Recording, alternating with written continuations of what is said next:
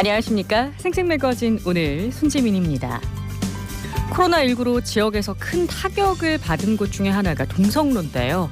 지금도 비어있는 상가와 임대 현수막이 쉽게 눈에 띌 정도로 코로나19의 충격에서 벗어나지 못하고 있는 모습입니다.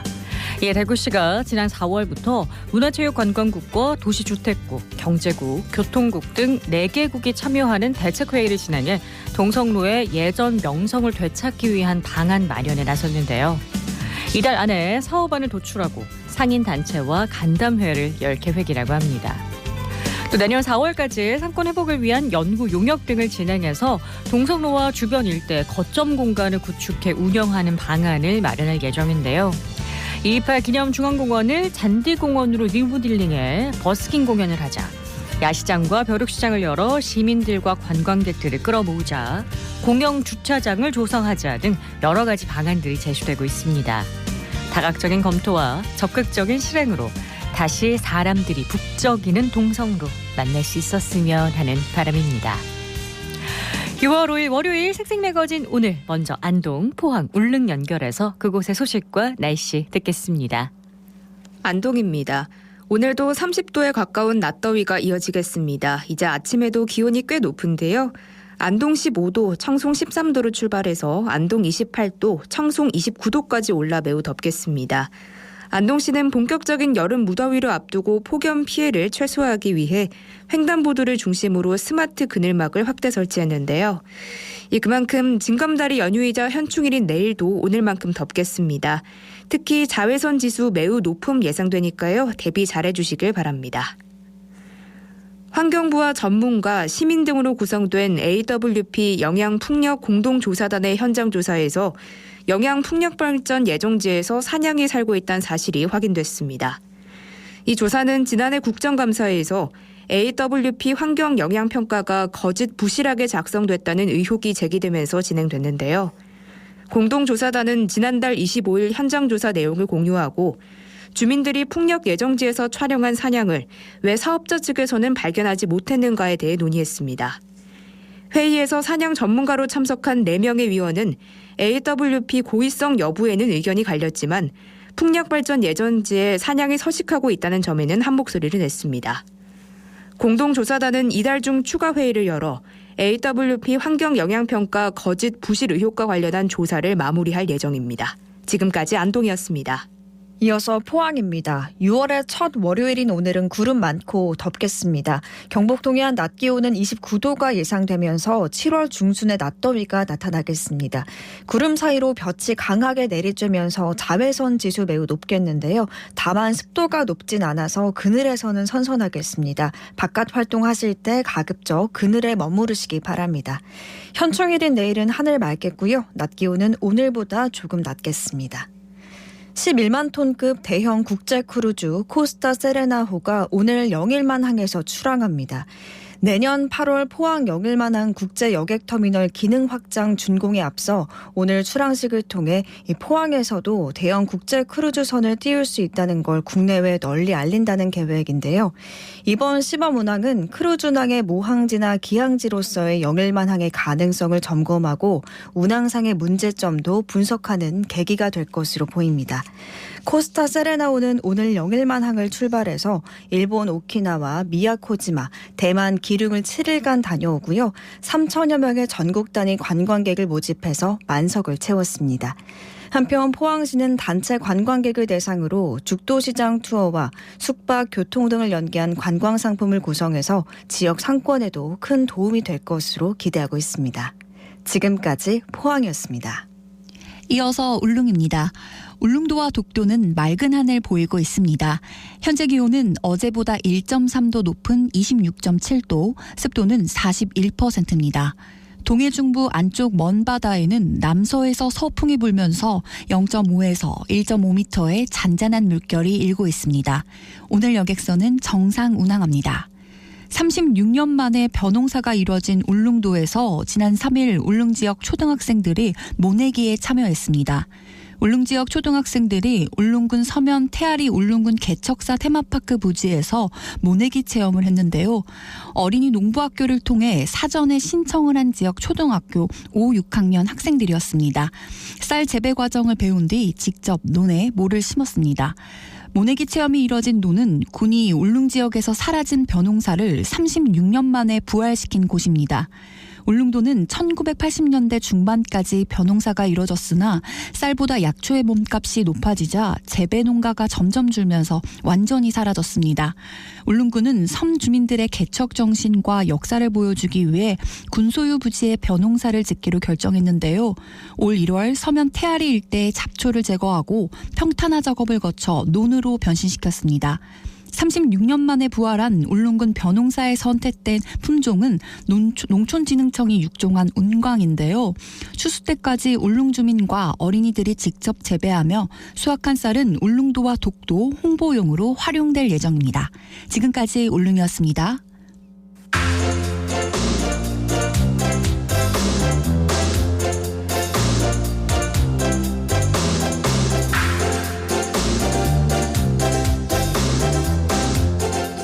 대구 유일의 곤충 테마공원이 있는 복무공원에서 곤충 페스티벌이 지난 금요일부터 3일간 열렸습니다. 곤충을 테마로 한 축제 윤가영 리포터가 다녀왔죠. 어서 네, 오세요. 안녕하세요. 이번 곤충 페스티벌은 복무 나비 생태원 일대에서 열렸는데요. 이 축제 슬로건은 곤충 친구들과 떠나는 6월의 피크닉이었습니다. 부모님들은 나무 그늘에서 돗자리를 펴고 자연 속에서 아이들과 도시락을 먹기도 하고 이곳저곳 둘러보며 곤충들에 대해 이야기를 하는 모습이었는데요. 네. 개막식에서 동구의 한 유치원 친구들이 희망을 담아 날린 나비 퍼포먼스 덕인지 저도 정말 오랜만에 나비를 가까이서 많이 봤던 것 같습니다. 현장 곳곳을 전해드립니다.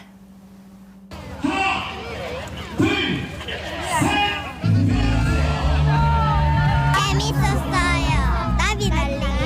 나비하고 곤충들이 있었어요. 신기했어요. 좋아요. 곤충 보는 게요. 나비를 실제로 보니까 예뻐요. 물속에 곤충들을 전시하고 있습니다. 장구애비하고 왕잠자리하고 검정 물방개, 왕잠자리, 장구애비. 네, 여기는 에그박사에게 이제 궁금한 점을 질문할 수 있는 공간입니다. 대부분 이제 곤충에 대한 자기들이 모르는 부분들을 다 질문하는 것 같습니다. 장수, 하늘소 같은 거 몇 년 사는지 아니면 곤충들이 뭘 먹는지 좋아하는 것들 잘 잡는 법. 사슴벌레는 몇 개월 사냐고 물어봤어요. 뿔 이렇게 나 있고 다리 이렇게 있고 날개 있어요. 모닥벌레 키워보고 싶어요. 네, 장수풍뎅이 유충받으러 오셨습니까? 감사합니다. 장수풍뎅이 애벌레 키우기요. 젤리를 주고 나무통도 좀 갖다 주면 엄청 좋을 것 같아요. 근데 얘네들은 못 먹어요. 친구들 자 고른 사람. 어린이들이 곤충에 대해서 관심이 많을 시기에 이렇게 가까이서 보기도 하고 궁금한 점을 물어볼 수도 있어서 좀 좋았을 것 같습니다. 네, 맞습니다. 더불어 OX 퀴즈와 곤충 박사를 뽑는 골든벨도 진행했고요. 생태 동요제도 열려서 아이들에게는 잊지 못할 추억이 됐을 것 같습니다. 제가 먼저 만나본 분은 개막식에서 유치원 어린이들과 나비를 날렸던 선생님이었는데요. 이어서 페스티벌에 참여한 부모님들의 이야기도 들어보시죠. 안녕하세요. 유치원 교사 변지혜입니다. 오늘 친구들과 함께 나비 날리기 행사에 참여하게 되었습니다. 처음엔 긴장도 하고 조금 떨려하는 모습도 보였었는데 나비 날리는 모습 보면서 친구들이 너무 행복해하는 모습 보니까 저도 좋았습니다. 오늘 나비도 너무 많고 행사 준비가 잘 된 것 같아서 너무 좋습니다. 나비도 날아가고 날씨도 좋고 애들이 너무 좋아하니까 부모로서 행사가 전 지역에 많아졌으면 좋을 것 같아요. 이 누엘고치에서 명주실이 나온다고 설명했어요. 곤충 너무 좋아해가지고 자주자주 이런 기회 있었으면 좋겠습니다. 이제 곤충에 관심 가질 학년이 되어서 한번 와보게 되었습니다. 네, 와보니까 생각보다 준비도 잘 되어 있는 것 같고요. 아이들이 흥미롭게 체험할 수 있도록 여러 가지 부스를 준비해서 좋은 경험이 될 것 같습니다. 저희가 스탬프 6개를 모아서 장수풍뎅이 애벌레 키우기라는 통을 받았거든요. 사실은 이것 때문에 온 계기도 좀 큰데요. 이제 집에 가서 한번 열심히 키워봐야죠. 일단 곤충에 대한 관심은 곤충이 있는 곳으로 자주 다녀야 될 것 같아요. 숲속이나 공원에 가서 이런 곤충들이 있다는 걸 먼저 보여주고 그 아이들이 실제 눈으로 보고 경험하게 되면 점점 관심을 가지게 되는 것 같습니다. 예전에는 나비나 벌이 봄 되면 많이 보였었는데 어느 순간에 좀 보기 힘든 곤충이 됐습니다. 기후 변화로 인해서 곤충들이 점점 사라지고 있다는 이야기가 현실로 다가오는 것 같기도 해요. 네, 맞습니다. 아이들에게는 곤충의 다양한 모습과 함께 곤충의 소중함을 느낄 수 있는 축제였을 것 같은데요. 네. 담당자의 목소리로 좀 더 자세한 이야기를 들어보시죠. 네, 안녕하십니까. 공원 녹지과 복무공원 팀장 최한식입니다. 2019년과 2022년에 이어서 올해 3회째를 맞는 곤충 페스티벌입니다. 아이들이 좋아하는 나비와 곤충을 주제로 다양한 체험을 할 수 있는 프로그램을 마련했습니다. 곤충 퀴즈쇼, 생태 동료제, 곤충 유튜버 토크 콘서트 등 공연과 에어바운스, 드론 조종 체험, 수변 쉼터, 푸드트럭전 등 다양한 즐길거리와 희귀곤충전, 물속 생물전, 누에꼬치 실뽑기, 나비 바람개비 만들기 등 각종 전시 체험 활동도 준비했습니다. 지난 2002년에 개장해서 나비와 곤충을 테마로 아이들이 직접 체험하고 생태를 공부할 수 있는 전시관과 체험관을 운영하고 있습니다. 특히 대구에서는 우리 동구의 복무공원에만 곤충을 테마로 한 공원이 운영되고 있습니다. 나비생태원에는 나비와 곤충의 생태를 알 수 있는 자료와 알부터 유충, 성충까지 전시되어 있어서 언제든지 체험이 가능합니다. 또한 여름에는 가족 단위 곤충 채집 행사, 가을부터는 나비와 곤충, 숲을 자세히 알고 힐링을 체험할 수 있는 해설 프로그램 운영을 계획하고 있습니다. 시원한 수변이 있고 다양한 곤충들을 만날 수 있는 도심에서 가까운 우리 복무공원으로 많이들 놀러 오셔서 즐거운 한때 보내십시오. 네, 복무공원 곤충 페스티벌은 어제까지였습니다만 이곳에는 복무나비 생태원이 있어서 언제든 나비와 곤충들을 관람할 수 있습니다. 오늘은 제3회 복무공원 곤충 페스티벌 현장 이야기 전해드렸습니다. 네, 윤가연 리포터 소식 잘 들었습니다. 고맙습니다. 고맙습니다.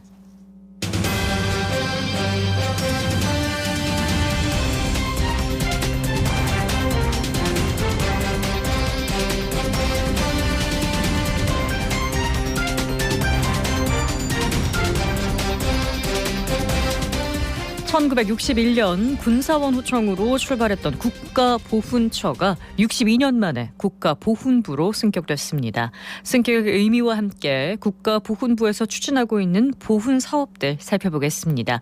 대구지방보훈청 우연식 보훈과장 전화로 연결돼 있습니다. 안녕하세요. 네, 안녕하십니까. 네, 국가보훈처가 국가보훈부로 승격이 됐습니다. 배경을 좀 설명해 주시죠.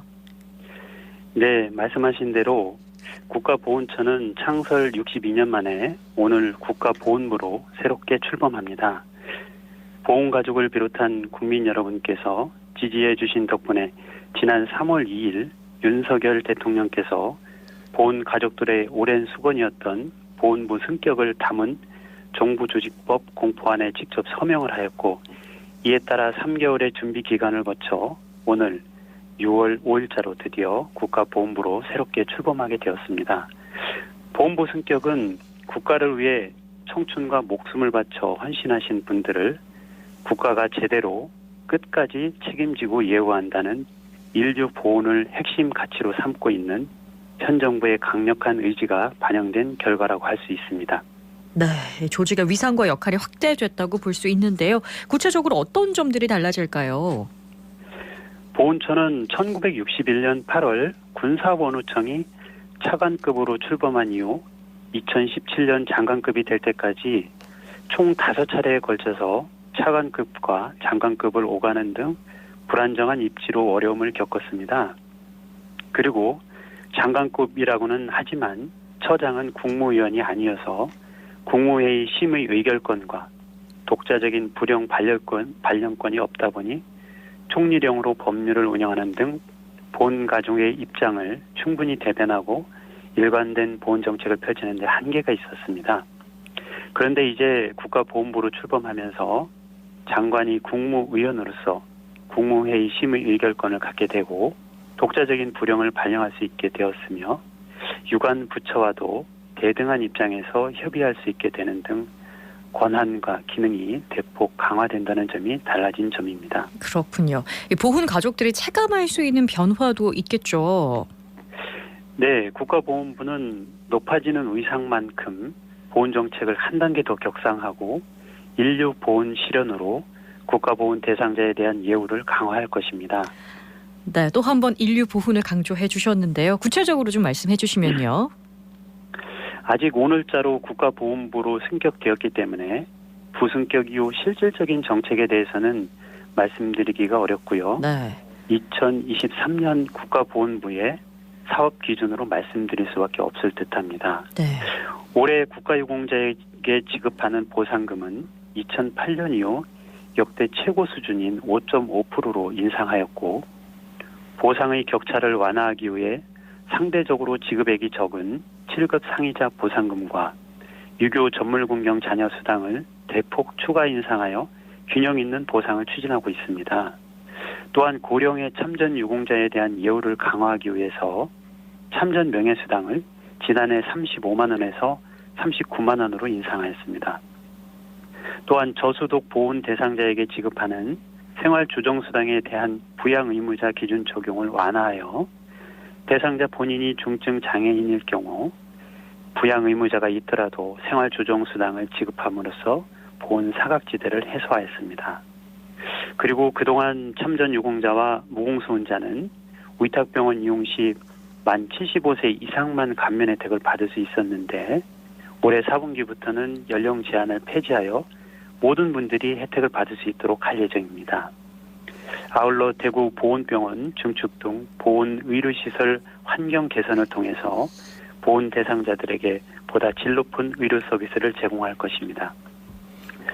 또한 고엽제 후유증 4개 질환인 다발성 경화증과 방광암, 갑상샘 기능 저하증, 비전형 파킨슨증 등을 고엽제 후유증으로 인정하여 국가유공자로 예우합니다. 네, 올해 국가보훈부에서 신규로 추진하는 사업 중에 히어로스 패밀리 프로그램 아주 주목받고 있는데 어떤 사업인가요? 네, 화재나 안보 등 국민의 생명을 구하다가 희생하신 순직 소방이나 군인, 경찰 등 제복 공무원들의 어린 미성년 자녀들이 영웅이신 부모의 부재를 덜 느끼고 부모의 순직을 명예롭게 생각할 수 있도록 지원하는 프로그램입니다. 네. 지역에서 영향력이 있거나 유가족에게 실질적인 도움을 줄 수 있는 저명 인사를 어린 자녀의 멘토로 위촉해서 진로나 고민 상담, 그리고 생일이나 입학식, 졸업식, 기념일 등의 축하 등 다양한 방법으로 영웅들의 미성년 자녀들이 순직하신 부모의 희생과 헌신의 가치를 느끼고 위로받을 수 있도록 국가와 지역사회가 맞춤형 지원을 하는 프로그램입니다. 그동안의 보훈이 금전적인 보상과 지원 위주였다면 히어로즈 프로그램은 보훈 가족, 특히 국가유공자의 미성년 자녀들의 심리까지 따뜻하게 보살피는 선진 인류 보훈으로의 전환이 이루어지는 계기를 마련한다는 점에서 의미가 크다고 볼 수 있습니다. 네, 심리까지 고려한다는 것이 굉장히 의미가 있는데요. 지역에서는 그럼 어떻게 추진되고 있나요? 네, 대구 보훈청 관내 히어로즈 패밀리 대상인 미성년 자녀는 6가구 9명이 있는데 네. 이들의 진로 희망 분야에 맞춰서 의료와 교육, 경제, 공공기관 등 사회 각계 인사 7명을 멘토로 위촉해서 히어로즈 자녀에게 든든한 멘토 역할을 하고 있습니다. 영웅의 어린 자녀가 훌륭히 성장할 수 있도록 위촉된 멘토뿐만 아니라 지역사회 역시 관심을 가지고 함께 할 수 있도록 추진해 나가겠습니다. 네, 순직한 유공자뿐만 아니라 우리 일생을 지키는 모든 군인과 경찰, 소방 공무원 분들의 노고를 잊어서는 안 될 것 같습니다. 네, 맞습니다. 국가보훈부는 올해 군인과 경찰, 소방관 등 제복 근무자의 희생과 헌신에 대한 존경과 예우 문화를 조성하고 나아가 그분들의 자긍심 고취를 위한 캠페인을 추진합니다. 캠페인을 통해서 제복에 대한 존경과 예우가 일상 속 보훈 문화로 자리 잡을 수 있길 기대해 봅니다. 네. 그리고 6.25 참전 유공자분들께는 새 제복을 증정하신다고요? 네, 올해는 6.25 전쟁 발발 후 1953년 7월 27일 정전협정이 체결된 지 70주년이 되는 해입니다. 국가보훈부에서는 6.25 참전 유공자분들께 품격 있는 제복을 맞춤 제작하여 전달해드리는 제복의 영웅들 사업을 추진하고 있습니다. 대구 경북에는 약 5,500여 분이 해당이 되십니다. 그렇군요. 이 보훈 사업은 애국의 역사를 바탕으로 하는 만큼 자라나는 세대가 기억하고 이어갈 수 있도록 해야 하는데 이 부분은 대구지방보훈청에서 어떻게 추진하고 계신가요? 요즘 MZ세대는 보훈에 대해 생소해하고 낯설어합니다. 그렇죠. 대구보훈청에서는 MZ세대들의 시각을 통해서 젊은 세대의 소유에 맞는 보훈 콘텐츠를 제작 홍보하고자 올해 제1기 대학생 기자단인 훈피디를 운영하고 있습니다. MZ세대의 눈으로 보훈의 의미와 행사, 현충시설 등 다양한 주제로 2월부터 영상과 카드뉴스 등 콘텐츠를 제작하여 대구보훈청 SNS를 통해 확산하고 있습니다. 또한 올해 10주기를 맞이하는 달구벌 보훈문화제와 7곡 호국평화기념관에서 개최되는 55 가디언즈 오브 더 7곡 행사를 통해서 자라나는 세대가 다양한 팀 미션 프로그램에 참여하여 보훈을 친숙하게 느끼고 체험할 수 있도록 하였으며 낙동강 방어선 전투를 보드게임으로 제작해서 젊은 세대가 놀이로서 국가유공자의 헌신을 기억할 수 있도록 할 예정입니다. 네, 우리 지역에 현충시설이 굉장히 많은 걸로 알거든요. 일상에서 자주 찾을 수 있는 시설들을 좀 소개해 주신다면요. 네, 대구 경북에는 현충시설이 총 351개소가 있는데요. 네. 모두 다 소개해드리고 싶지만 몇 가지만 말씀드리자면 네. 우선 여기가 KBS 방송국이니 생각나는 현충시설이 있습니다. 그래요?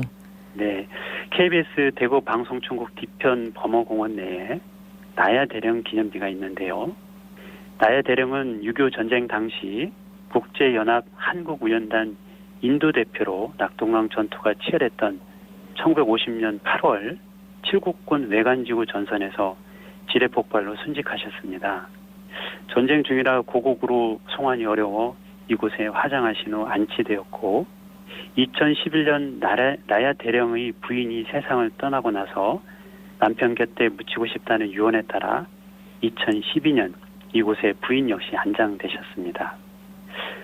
또한 가족과 함께 나들이 삼아 찾을 수 있는 달성공원 내에는 임시정부 국무령을 역임한 석조 이상용 선생 구국기념비와 구한말 대표적인 의병장이자 13도 연합의병부대 군사장으로 활약하시다 순국하신 왕산 허위 선생 순국기념비, 그리고 대구 출신의 저항신이며 독립운동가인 이상화 시비 등이 있습니다.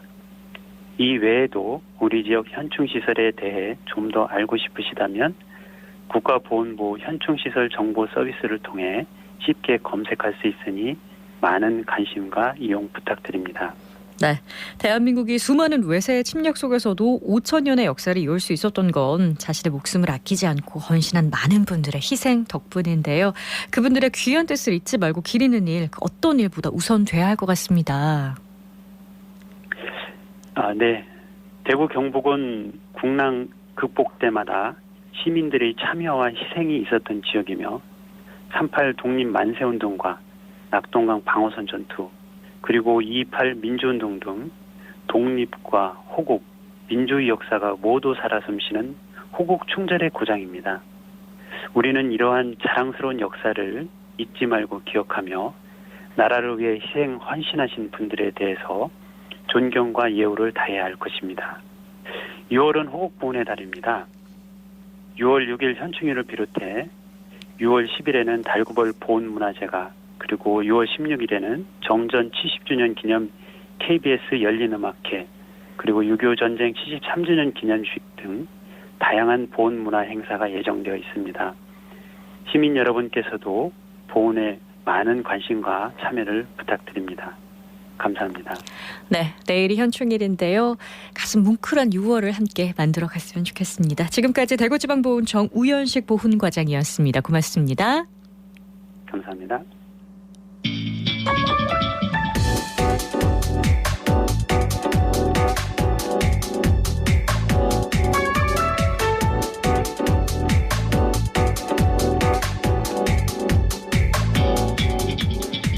묻고 듣고 생각과 마음을 나누는 방송. 지금 여러분께서는 대구 경북을 보고 듣는 생생 매거진 오늘을 함께하고 계십니다.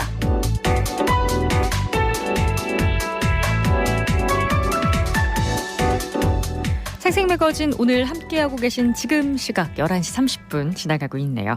기자의 눈으로 지역의 현안과 이슈를 들여다봅니다. 매일신문 최원영 기자와 함께합니다. 안녕하세요. 네, 안녕하십니까. 네, 오늘 최 기자가 주목한 이슈는 뭔가요? 예, 대구 경북 섬유업이 원사 수급난으로 인해서 최대 위기를 맞은 상황에서 이 돌파구는 어떤 것이 있을지 준비를 했는데요. 네. 지난 시간에는 현재 위기 상황에 대해서 전해드렸다면은 이번에는 대책 중심으로 좀 짚어보고자 합니다. 네, 구미의 섬유업체 성안합섬이 가동을 중단했다는 소식이 있었는데 이후로 어떻게 됐나요? 예, 지난 4월 지역 대표 폴리에스터 원사 생산업체죠. 구미의 성안합섬이 이 적자 누적으로 공장 가동을 중단하면서 이 원사를 공급받아온 섬유업계에 비상이 걸렸다는 소식이 있었는데요. 네. 이후에 성안합섬에 대한 회생 절차가 개시되면서 이 법원의 결정에 관심이 모아지고 있습니다.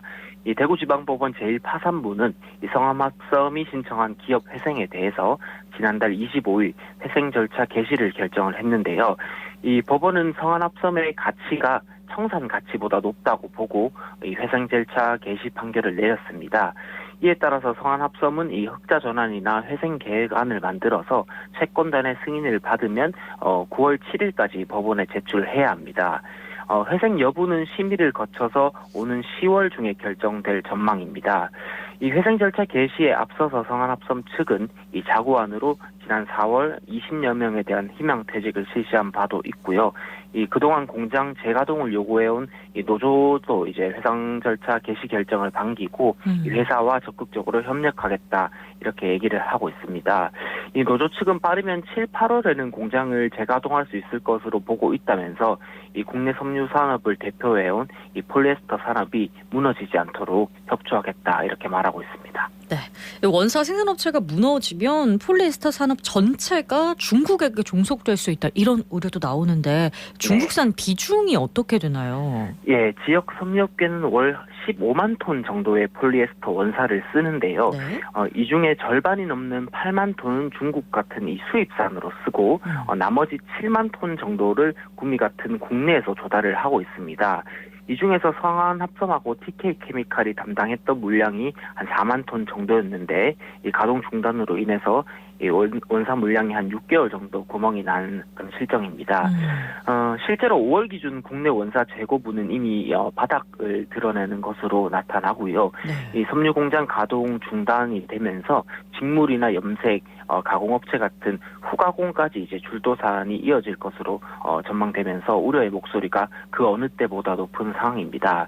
일부 영세 섬유업체는 당장 이제 국내 원사 재고분이 떨어져가지고 비상대응책을 마련하고 있지만 이마저도 쉽지는 않습니다. 여기저기서 비상인데 중국산 원사를 쓰는 것도 문제가 있다면서요? 예, 이 안정적인 수급도 어렵고 품질 보장도 굉장히 까다롭기 때문인데요. 지역 한 섬유업계 관계자는 이 폴리에스터 원사를 한국에서 생산하는 것을 봤다가 그 회사가 문을 닫으면서 중국에서 수입하는 쪽으로 방향을 틀었는데 이 불안한 점은 원사 수입 가격으로 중국이 얼마나 좀 농단을 부릴지 이 국내 원사 업체가 없다면 가격을 좀 높여 부르지 않을지 이런 점이 걱정된다라고 했습니다. 그리고 갑자기 수입 원사 가격을 올리거나 또 공급이 중단되는 일에 대한 또 대책도 필요하다면서 이 태국이나 인도네시아 같이 다른 해외에서 소싱을 하는 것도 중요한데 이 당장 국내 생산 여건을 되살리는 게 급선무다 이렇게 지적을 하고 있는데요. 이석희 직물조합 이사장 역시 이 가격 외에도 중국산 수입 원사는 납기일도 맞추기 어렵다라고 하면서 이 국내 기업이면 문제가 발생하면 바로 달려가서 좀 커뮤니케이션을 할 수 있지만 해외 바이어는 이런 일정 조율이 굉장히 어렵다고 덧붙였습니다. 그리고 원사를 수입하는 과정에서도 이 영세 업체 스스로는 해결하기 어려운 부분들이 많다고 했는데요. 이 직물협회도 수요를 조사해서 공동구매 같은 방안을 내놓고 있지만 상황을 해결하기에는 좀 역부족이고요. 이 정부나 지자체 관심과 지원책이 절실한 상황이다. 이렇게 호소를 하고 있습니다. 네, 상황이 많이 좋지 않은 것 같습니다. 대책 마련이 시급해 보이는데 논의는 진행이 되고 있나요? 예, 직물조합이 지난달 섬유업계와 정치권 그리고 지자체, 섬유 관련업 관계자들을 모두 한자리에 모아서 이 섬유회관에서 긴급 간담회를 열었는데요. 이들은 원사 수급 불안정 문제가 섬유업계 전체로 퍼져나갈 수 있다는 위기의식에 공감을 하면서 다양한 이 장단기 해결 방안을 내놓기도 했습니다. 우선은 급한 불부터 꺼야 될 텐데 단기적인 대책들 어떤 게 나왔나요? 예, 이 이석희 직물조합 이사장 측은 이 가동 중인 화섬업체에 대한 증산 요청하고 또 수입선 다변화가 필요한 상황이다라고 하면서 이 정치권이나 정부 그리고 섬유업체들이 다 힘을 합쳐서 이 해결 방안을 모색할 태스크포스 TF를 구성하자 이렇게 제안을 했습니다. 그리고 수요 예측과 공동 구매를 통해서 비용을 절감해야 한다는 주장도 나왔는데요. 이 조상영 다이텍연구원 이사장은 이 직물조합에서 수요를 모아서 수량을 최대 2개월까지 예측을 하고 이를 바탕으로 원사업체에 공동 구매를 하면 공급 단가가 좀 내려갈 거다 이렇게 전망했습니다. 이외에도 국내 원사를 10% 이상은 좀 의무적으로 사용하도록 권장하는 방안이 필요하다는 이 한 섬유업체의 제안도 나왔습니다. 네, 그럼 장기적인 대안에 대한 논의는 어떤 것들이 있었나요? 네, 키워드가 두 가지인데요. 친환경과 고기능 섬유입니다. 이 두 가지 키워드에서 이 지역 섬유 산업의 미래를 찾아야 한다는 데 의견이 모였는데요. 지금 섬유 산업의 세계적인 추세는 다른 산업도 마찬가지지만 이 친환경하고 고기능에 따른 고부가가치에 있기 때문입니다. 한 가지 예를 들면 세계적인 스포츠웨어 브랜드인 아디다스나 나이키 같은 곳들은 모든 의류나 신발 제품을 2025년까지 리사이클링 친환경 소재로 전환하기로 지금 가닥을 잡은 상태고요. 이 자동차 업계 같은 경우도 자동차 내외장에 사용되는 섬유 소재를 현재 3% 수준에서 최대는 30%까지 이 친환경 기능성 섬유로 대체하겠다라고 밝힌 상태입니다. 이처럼 지역 근간 산업인 섬유 산업 역시 이런 세계적인 추세를 피해갈 수 없기 때문에 미래의 활로를 찾기 위해서는 앞장서서 친환경 고기능으로 좀 전환해야 한다 이런 말이 나오는 겁니다. 네. 그러면 섬유업의 친환경 전환을 위해서 현재 진행되는 노력들이 있나요? 예, 섬유개발연구원은 2021년부터 폐플라스틱을 활용해서 이 친환경 리사이클링 폴리에스터 원사를 제작할 수 있는 설비를 갖추기 시작해서 올해 초 완성을 했는데요.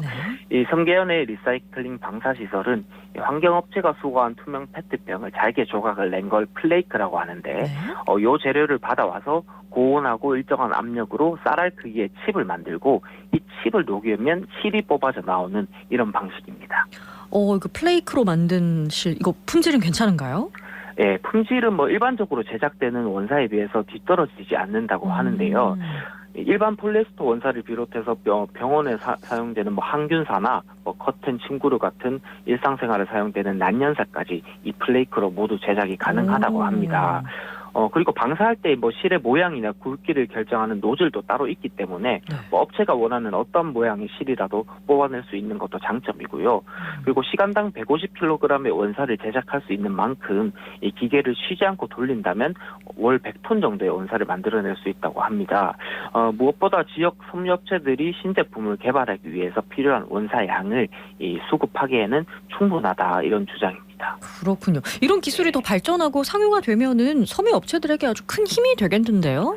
예, 맞습니다. 섬계연 측은 이런 얘기를 하고 있습니다. 새로운 섬유 제품을 개발하는데 샘플 제작을 하는데 보통 100kg의 원사가 필요하다고 설명하면서 이 화섬업체에서는 보통 톤 단위로 발주 계약을 맺는데 일반 섬유업체들이 필요한 만큼 원사를 구하기 어려운 상황에서 이 리사이클링을 사용하면은 필요한 양만큼 공급이 충분히 가능하다라고 하고 있고요.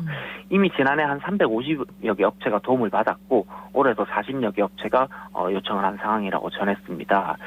섬계연은 또 다품종 소규모 원사 제작과 납품을 통해서 지역 섬유업체들의 이 판로 개척에 도움을 계속해서 주겠다라고 했습니다. 네, 섬유 리사이클링이라고 하면 되겠죠. 이게 보다 고도화할 계획도 가지고 있다고요. 예, 맞습니다. 이 단순히 폐플라스틱을 활용한 물리적 리사이클에서 한 발 더 나아가서 이 폐의류처럼 버려지는 혼합된 섬유를 원자재급으로 분해해서 재활용하는 이 화학적 리사이클링하고 이 생분해되는 바이오 소재로까지 섬유 리사이클링의 이제 대상 범위를 늘려가겠다라는 게 섬계연 계획인데요.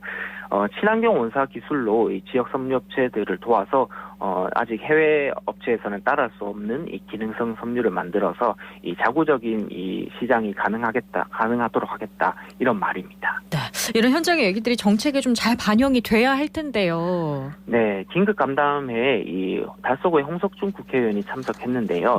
이 홍 의원은 이번 달 6월에 열리는 섬유 포럼에 이 간담회에서 제시된 의견하고 이 섬유업계의 고충을 다 취합해서 이 장단기 프로젝트를 논의하겠다, 그리고 정책까지 반영하겠다 이렇게 밝혔습니다. 이 홍 의원은 이 섬유 산업도 다른 산업과 마찬가지로 중국과의 경쟁이 심화됐다라고 진단하면서 이 지역에서 협업 체계를 어떻게 구축할지, 또 지원기관은 어떤 도움을 줄 수 있는지 파악하는 것이 중요하다고 했고요. 또 6월 섬유 포럼을 진행할 때 장단기 계획 세우면서 관련 정부기관하고 기업들의 의견도 잘 반영할 수 있도록 하겠다, 이렇게 강조를 했습니다. 네, 섬유업계를 살리기 위한 노력 다양한 방면에서 열심히 해결해 봐야겠습니다. 지금까지 매일신문 최원영 기자였습니다. 고맙습니다. 네, 감사합니다.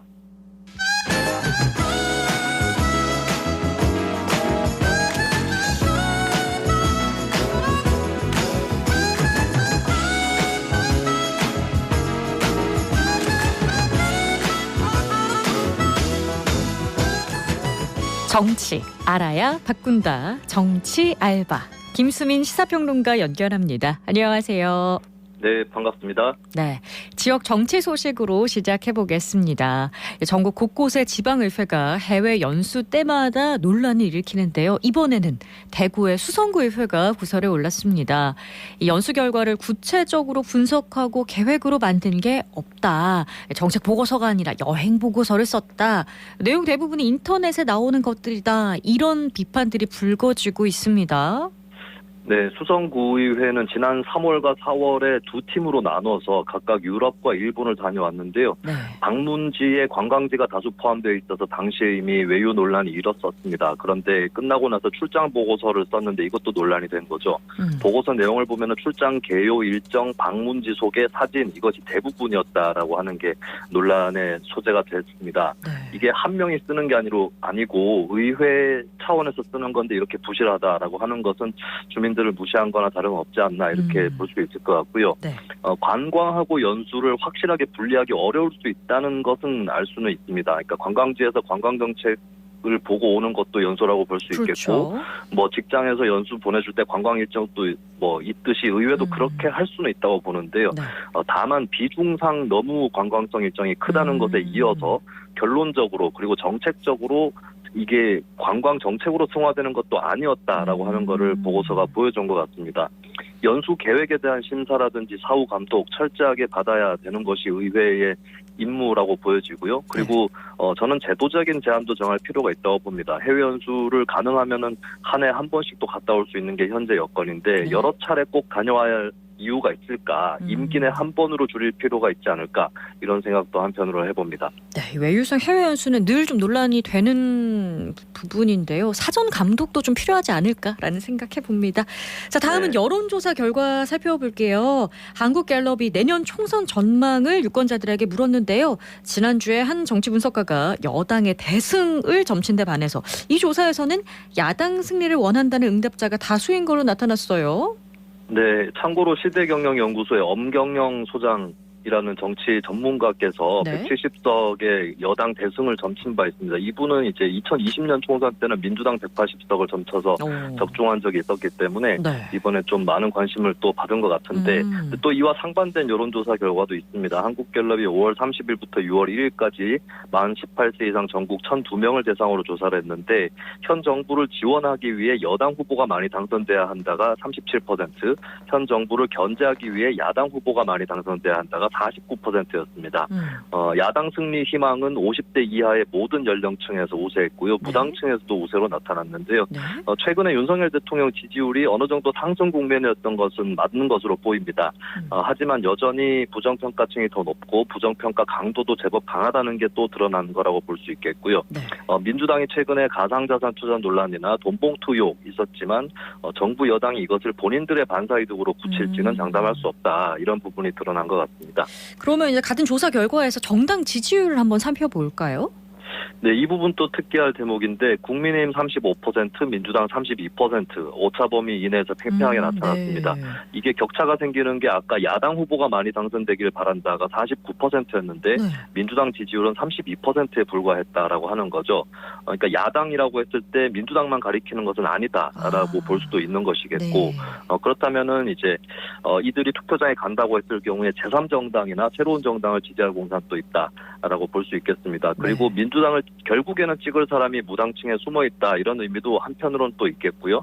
그럼 한편으로 또 윤석열 정부를 부정평가하면서 민주당을 끝내 지지 못하고 기권할 수 있는 사람들도 있다라고 하는 거. 그래서 민주당 지지율과 이 야당 후보가 많이 당선돼야 한다라고 생각하는 그 격차가 응답층 사이에 그 격차가 이제 결국에 어느 쪽으로 향하느냐에 따라서 다음 총선 결과가 좌지우지 된다고 볼 수 있겠고 민주당 역시도 윤석열 정부 부정평가층을 아직 충분히 결집시키고 있지 못하다.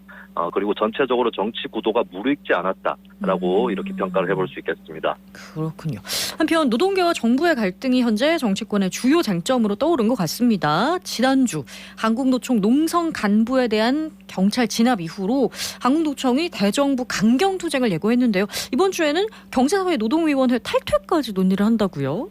네, 지난 5월 31일에 있었던 사건이 좀 중대한 고비가 된 것 같습니다. 포스코 광양제철소 앞에서 당시에 한국노총 금속노련 김준영 사무처장이 하청노조를 사측이 탄압한다라는 그런 이유로 고공농성을 벌이고 있었는데 경찰이 이를 진압하는 과정에서 김 처장이 피를 흘리고 쓰러졌습니다.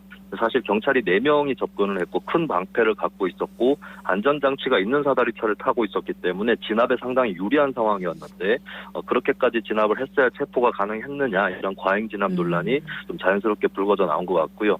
한국노총은 최근에 정부하고 회계장부 갈등을 벌이고 있었는데 이제 강경투쟁이 불가피한 상황으로 보고 있다. 이렇게 볼 수 있겠습니다. 그래서 오는 6월 7일 회의에서 경제사회 노동위원회 탈퇴를 논의하게 되는데 물론 한국노총도 고심이 있을 겁니다. 한번 탈퇴하면 다시 들어갈 수가 굉장히 어렵기 때문에 고심을 할 수밖에 없을 텐데 그런데 한국노총이 경사노위에 지금까지 계속 참여를 해왔고 또 이게 민주노총이랑 다른 태도였었기 때문에 정부 입장에서는 한국노총마저 탈퇴할 경우에 노사정 대타협이 상당히 어려워진다. 불가능해진다. 이런 측면에서 어떻게 보면 한국노총 이상으로 정부가 받는 부담이 더 클 것으로 그렇게 보여집니다. 그렇군요. 그래도 한국노총과는 관계를 개선해야 돼. 이런 목소리도 여권 일각에서 나온다는데 이를 위해서 경사노위 김문수 위원장을 교체할 수 있다는 설도 나왔습니다. 네, 한국노총에서 정부 쪽으로 요구가 들어간 것으로 알려졌는데요. 사실 어떻게 보면 최근에는 김문수 위원장이 억울한 측면도 있을 겁니다. 왜냐하면 회계장부 건이라든지 경찰 강경진압건 이것들은 다 고용노동부나 경찰이 주도한 것이고 김문수 경사노위 위원장이 주도한 건 아니었던 것이죠. 하지만 그럼에도 한국노총에서 김 위원장 교체를 요구를 했던 거는 김 위원장이 그전에 이미 반노동 논란이 있었고 또 그를 교체하는 걸로 정부의 새로운 의지를 좀 보여달라 이런 취지였을 것 같은데요. 근데 보도가 그런 설이 있다는 보도가 나오자마자 국민의힘에서 논의를 부인을 했고 또 대통령실 관계자도 철저하게 선을 그어버렸기 때문에 한국노총은 이것을 일단은 개전의 정이 없다라고 받아들일 그럴 공산이 높아 보입니다. 그러니까 일단은 이제 노정 갈등이 회복될 기미는 잘 보이지 않는다라고 하는 거고 민주노총뿐만 아니라 양대노총 전체가 정부와 갈등하게 되는 국면은 계속될 것으로 보입니다. 네, 한국노총과 민주노총을 좀 분리를 해서 대응해야 한다는 의견도 여권 내에서 있다고 전해졌는데 이거 가능한 시나리오일까요?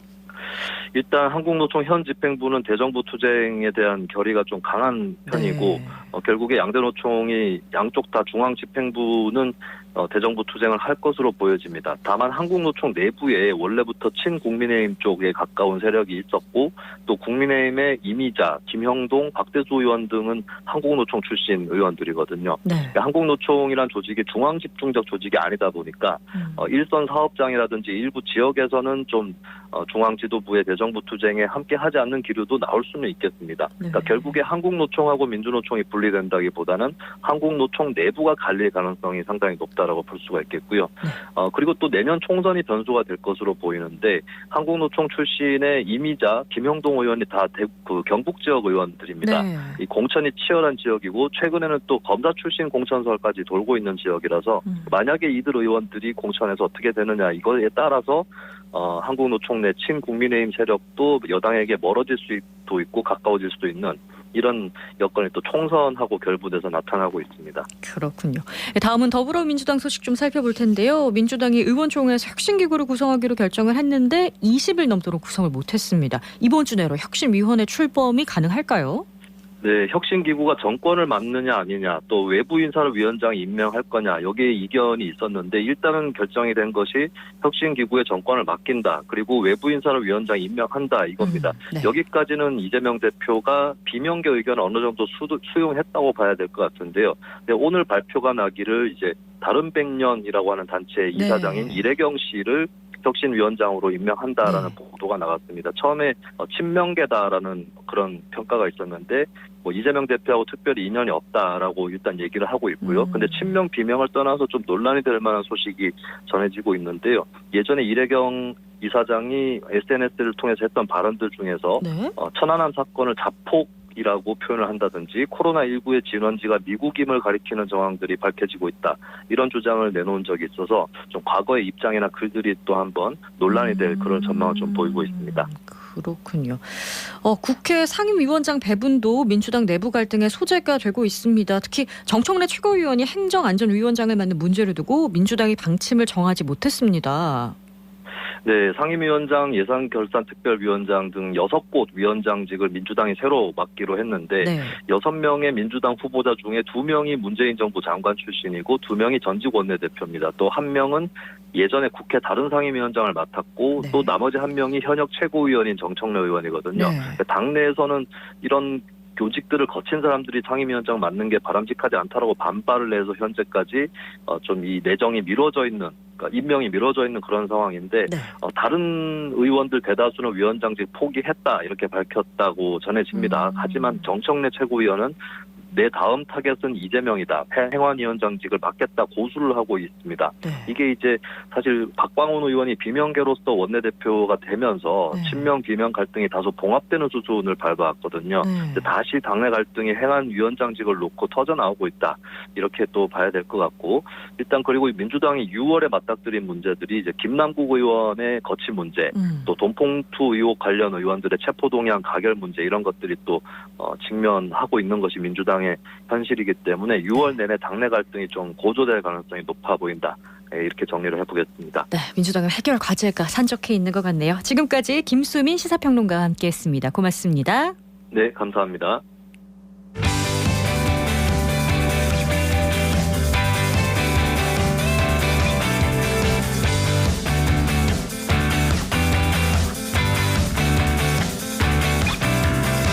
클릭 정보 클립.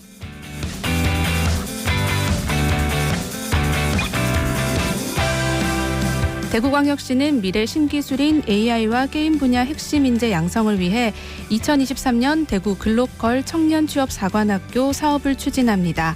참여 자격은 AI, 게임 분야 취업을 희망하는 대구시 거주 만 18세 이상 39세 이하 미취업 청년이라면 전공과 경력에 관계없이 누구나 가능하며 서류 심사와 면접 심사를 거쳐서 140명을 선발합니다. 신청은 오늘부터 6월 14일까지 대구 글로컬 청년 취업 4관학교 홈페이지를 통해 온라인 접수만 가능합니다.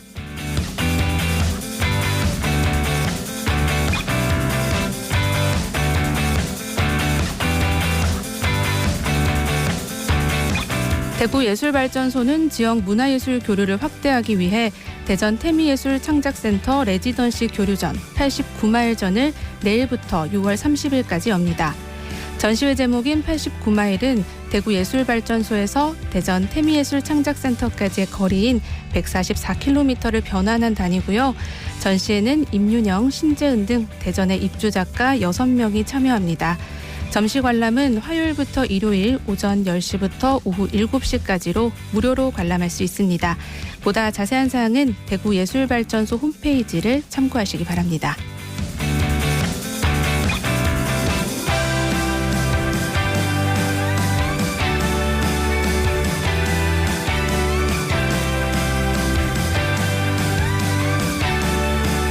개관 20주년을 맞은 대구 오페라 하우스가 목소리의 매력을 한껏 느낄 수 있는 풍성한 골든보이스 시리즈를 관객에게 선보입니다. 첫 번째 공연은 바리톤 앤 베이스 콘서트로 바리톤 박정환과 서정혁, 베이스 김동호, 윤성우 등을 한자리에서 만날 수 있는데요.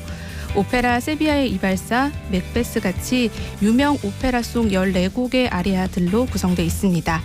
예매는 대구 오페라 하우스 홈페이지에서 가능합니다.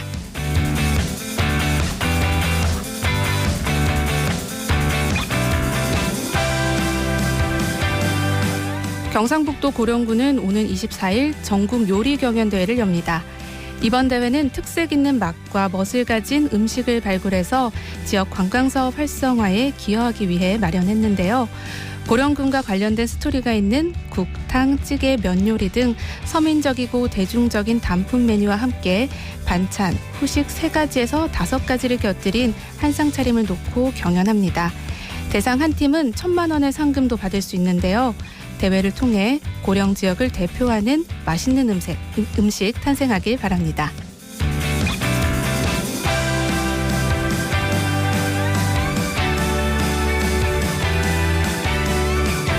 장시간 컴퓨터를 사용하는 사무직 직장인을 비롯해 요리사나 주부라면 손목 저림과 시큰거림 한 번쯤 경험하셨을 텐데요. 이렇게 손목 관절을 많이 사용하는 사람들에게는 손목 터널 증후군이 나타납니다. 손목골 증후군 또는 수근관 증후군이라고도 불리며 손저림이 대표적인 증상입니다. 양쪽 손목을 구부린 상태로 손등을 맞닿게 해서 1분간 유지했을 때 통증이 느껴진다면 손목 터널 증후군을 의심해 볼 수 있습니다. 반복적인 작업으로 인한 손목골 증후군을 겪고 있다면 지지대 사용과 컴퓨터 높이 조정을 통해 증상이 호전될 수 있다는 점 꼭 기억해 주세요. 지금까지 클릭 정보 클립 서유리였습니다.